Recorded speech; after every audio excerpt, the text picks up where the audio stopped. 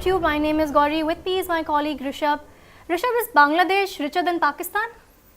By many measures, yes. वो बहुत complex हैं, मॉडर्न सोसाइटीज़ बहुत कम्प्लेक्स हैं और मॉडर्न इकानमीज़ बहुत कम्प्लेक्स हैं। हमसे बहुत ज़्यादा करप्ट मुल्क हमसे बहुत आगे निकल गए हैं। बांग्लादेश, मैं पहले भी अर्ज़ कर चुका हूँ, ट्रांसपेरेंसी इंटरनेशनल के इंडेक्स पर कहीं पे 24 दर्जे हमसे नीचे है और हमसे वो इतनी ज़्यादा तरक्की कर रहा है कि अगर पीटीआई सब कुछ ठीक कर ले तो बांग्लादेश बनने में भी हमें 10 साल चाहिए।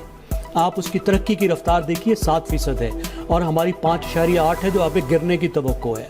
आप सिर्फ उनकी स्टॉक एक्सचेंज देखिए, ढाका स्टॉक एक्सचेंज की मालियत $300 बिलियन है, हमारी स्टॉक एक्सचेंज सिर्फ $100 बिलियन है। $40 बिलियन का बांग्लादेश एक्सपोर्ट करता है, आप 22 बिलियन करते हैं और वो मुसलसल तरक्की में रफ्तार भी उनसे ज़्यादा है। यानी अगर हम उनके बराबर रफ्तार करके रफ्तार ज़्यादा करें, वो 7 पे जा रहा है, हम 9-10 पे लगे चले जाएं जो एक इम्पॉसिबल है, तो फिर भी 10-12 साल में हम खाली बांग्लादेश बन सकते हैं। और यहाँ पे परसों हमारे एक बड़े अखबार में पहले सफ़े पर था कि जी स्वीडन का मॉडल जो है वो लाना चाहते हैं। जिस तरीके से स्वीडन में जो कुछ होता है वो पीटीआई पाकिस्तान को बनाना चाहते, एक्सक्लूसिव खबर थी। अरे खुदा के वास्ते हमें बांग्लादेश बना दो, हम इमरान खान के शहदाई बन जाएंगे। 5 नहीं 10 साल में बांग्लादेश बना दो। आर्थिक मंदी को नजरअंदाज कर रही मोदी सरकार भारत को $5 ट्रिलियन की अर्थव्यवस्था बनाने का दावा कर रही है, मगर कई अंतर्राष्ट्रीय एजेंसियां भारत की जीडीपी दर का अनुमान घटा चुकी हैं। एडीबी की रिपोर्ट पर गौर करें तो भारत अपने पड़ोसी देश बांग्लादेश से भी आर्थिक मोर्चे पर पछड़ गया है। तो क्यों बांग्लादेश से पीछे है भारत, इस रिपोर्ट में देखिए। मोदी सरकार देश में विकास के लाख दावे कर ले, मगर हकीकत किसी से छिपी नहीं है। देश के तमाम सेक्टर मंदी की चपेट में हैं, कंपनियां काम बंदी कर रही हैं और कर्मचारियों की छटनी की जा रही है, जिससे बेरोजगारी लगातार बढ़ रही है। ऐसे में एशियाई विकास बैंक ने जो रिपोर्ट जारी की है उसने भी मोदी सरकार के विकास के दावों की पोल खोल दी है। एडीबी ने भारत की जीडीपी ग्रोथ को 7.2% से घटाकर 6.5% कर दिया है। वहीं हैरानी की बात यह है कि भारत का पड़ोसी देश कई मामलों में भारत से आगे निकल गया है। एडीबी ने साल 2019 के लिए बांग्लादेश के जीडीपी ग्रोथ का अनुमान 8 से बढ़ाकर 8.1% किया है।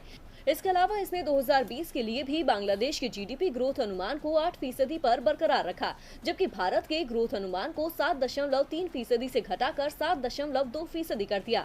एडीबी की रिपोर्ट से पता चलता है कि बांग्लादेश वास्तव में भारत से भी तेजी से धनी हो रहा है। इसकी प्रति व्यक्ति जीडीपी में बढ़त साल 2017 में ही भारत को पीछे छोड़ दिया, जब वहां इसमें 6% की बढ़त देखी गई, जबकि भारत में 5.8% की बढ़त हुई थी। इसी तरह बांग्लादेश प्रति व्यक्ति सकल राष्ट्रीय आय के मामले में भी अब भारत के करीब आ रहा है। साल 2017 में बांग्लादेश का प्रति व्यक्ति जीएनआई $1,470 था, जबकि भारत का $1,800 था।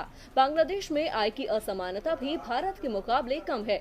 ऐसे में सवाल उठता है कि हाल के वर्षों में बांग्लादेश की तेज गति का राज क्या है। दरअसल इसके लिए 4 बड़े और एक छोटे कारक को वजह माना जाता है।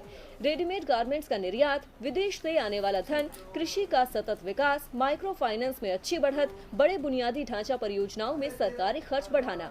वहीं कुछ जानकार इसके लिए महिला सशक्तिकरण को भी एक वजह मानते हैं। बांग्लादेश की इकोनॉमी में आई तेजी का एक खास पहलू ये भी है कि भारत के विपरीत वहां मैन्युफैक्चरिंग और निर्यात में अच्छी बढ़त हुई है, जैसा कि जापान, चीन, दक्षिण कोरिया और अन्य एशियाई अर्थव्यवस्थाओं ने किया था। ऐसे में ये कहना गलत नहीं होगा कि आर्थिक मंदी से निपटने और अर्थव्यवस्था को तेजी देने के लिए भारत को पड़ोसी देश बांग्लादेश से सीखने की जरूरत है।